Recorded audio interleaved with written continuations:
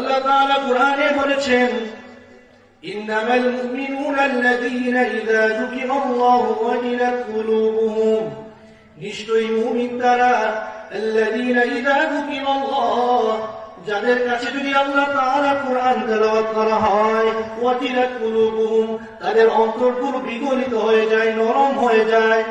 ওয়াইযা তুলিয়াত আলাইহিম আয়াতুহু, যদি আল্লাহ তাআলা কুরআনের আয়াত তাদের সামনে তেলাওয়াত করা হয়, যাদাতুহুম ঈমানা, তাদের ঈমান এই আয়াতগুলো বৃদ্ধি করে দেয়। সুবহানাল্লাহ বলুন। আল্লাহ তাআলা বলেছেন যে ঈমানদারদের নিকট যদি কুরআনের আয়াত তেলাওয়াত করা হয়, তাহলে ওই আয়াতের মাধ্যমে তার ঈমান বৃদ্ধি পায়।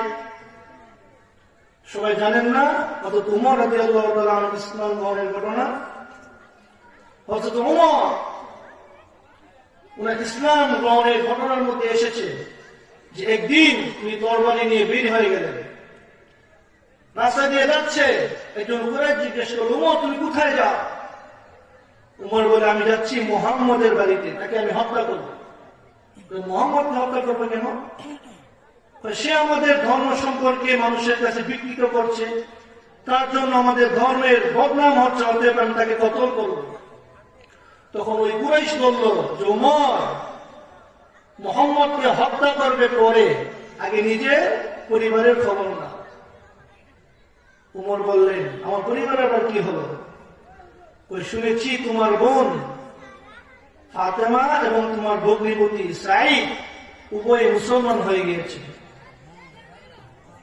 হযরত ওমর তৎক্ষণাৎ ওনার মনোবল চেঞ্জ করে ফেললেন। উনি রওনা দিলেন ওনার বোনের বাড়ির দিকে। উনি যখন ওনার বোনের বাড়ির দিকে গিয়ে বসলো, দরজার সামনে উনি আওয়াজ পেলেন ওনার বোন এবং ওনার ভগ্নিপতি কুরআন তেলাওয়াত করছে। উনি যখন আওয়াজ শুনলেন, তখন উনি ঘরের মধ্যে করাঘাত করলেন।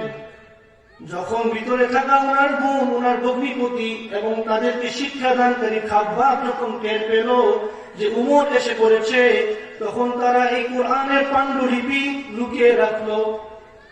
হযরত ওমর তৎক্ষণাৎ দরজা খুলে ভিতরে ঢুকে গেলেন। যখন ভিতরে ঢুকলেন, গিয়ে দেখে ওনার বোন এবং ওনার ভগ্নিপতি কুরআন তেলাওয়াত করেছে।